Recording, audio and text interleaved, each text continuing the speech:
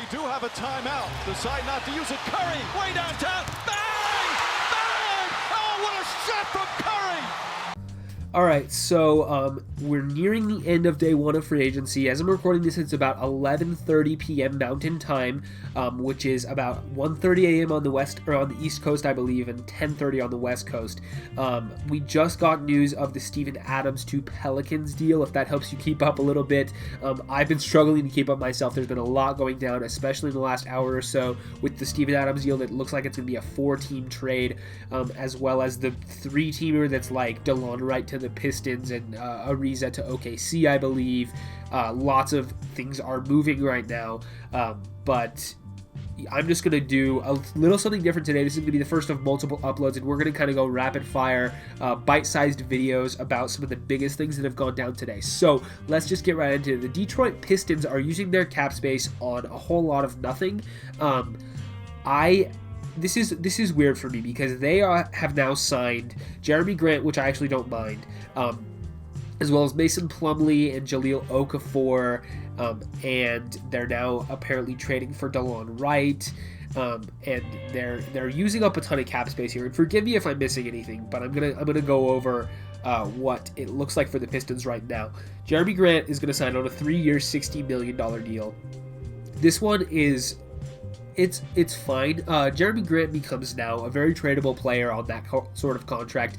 It looks like the Nuggets were prepared to match that offer, but he wanted a bigger offensive role, and so he gets to go to a team with more of a blank slate in Detroit. The Pistons knew that they weren't going to get any big free agents. They knew that they don't really have anything to spend this cap space on, and so they're just throwing it at whoever they want. The Plumlee and Okafor thing doesn't make much sense to me, especially considering you already drafted a center in Isaiah Stewart, and so one of the two would have been fine, but both is kind of weird, as well as also trading for Dwayne Dedmon, but I believe they're cutting him now. They're cutting Dedmon and someone else to make space. I don't know. Let's see if I can find this here. They are cutting Rodney McGruder as well. Wave and stretch on Dwayne Dedmon and Rodney McGruder, and then using that new cap space to sign Jerami Grant. So let's talk about the basketball fit right away.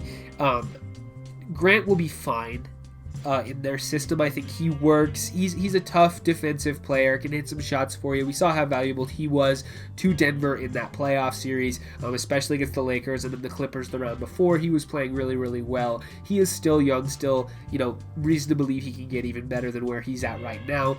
I question the amount spent on that. It feels kind of similar to how the Knicks were using their space last offseason, right? To acquire a bunch of players that they really don't have much intention of keeping long term, maybe flipping to contenders down the line. And I feel like that's what might happen with Jerami Grant, because the Pistons are staring at a very long rebuild. I thought they had a pretty solid draft, picking up Killian Hayes and Saddiq Bey and Isaiah Stewart and a couple other guys. But to me, the Jerami Grant one is okay. It's just very average. Like I said, if you're going to have cap space, you have to use it somewhere. And so Jerami Grant going here makes a bit of sense, just because I feel like they can flip, they can get value out of this. It's $20 million per season, which on the surface feels like a lot, but for a guy like Jerami Grant, he can do quite a bit for you. He's, like I said, good defensively, pretty good shot maker at his position, and he's a guy who I think has a lot of value to contenders, so I feel like they could flip him potentially for something down the line.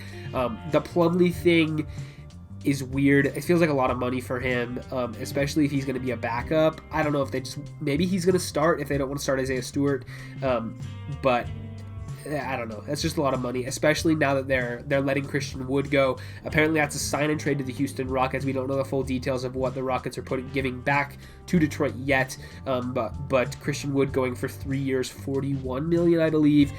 That's a pretty good deal for Christian Wood. Maybe he could have gotten a little more, I don't know, but it looks like that's what the market was for him, and he gets to go to a place where he's going to be the center in Houston. They're getting a center back. I don't know what that signals about their plans are for James Harden and Russell Westbrook. We know that Russ might still be in trade rumors for John Wall. I'm not going to get too much into that here.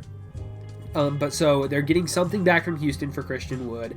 And then Jahlil Okafor, I don't think we know how much money he's signing for, but if it's anything more than the minimum, it's an overpay. And yeah, that's about it. It's a weird roster. It just feels like the Knicks last year, where they're signing a bunch of players who they don't really care about fit. They're just going to probably try to get some value signings and potentially trade some people down the line.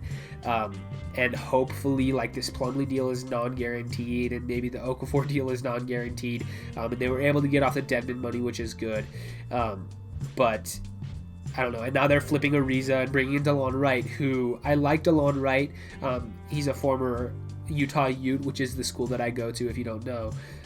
And so I've got some love for Delon Wright as a former college hoops player that I enjoyed. But yeah, this is an interesting one for him there as well. I guess he can be some sort of a mentor to Killian Hayes. But I just don't want him taking away Killian Hayes' minutes if I'm Detroit, because then you kind of want to keep Hayes around and let him develop naturally by giving him a lot of opportunity, basically, because that's who you're investing your future in. So, and the other thing is, what does this mean for Blake Griffin? Because now they got all these forwards and centers with Isaiah Stewart, and now Plumlee and Jerami Grant presumably will start. Does that push Blake to the 3 or to the 2? Or is there a Blake move coming? Because a lot of people were like, oh, are they cutting Blake in order to free up this cap space to sign all these players?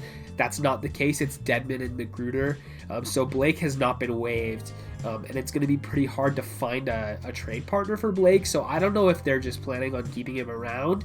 But maybe there might be something in the work for Blake Griffin. I don't know. That's something to keep your eye on. Anyway, that's, I think, all I have to say in Detroit. Kind of weird signings. I don't hate it as much as a lot of other people do. The Jerami Grant one is good. Plumlee, not so much. Anyway, that's about all I got for the Pistons. And I will see you guys in a couple hours with another video.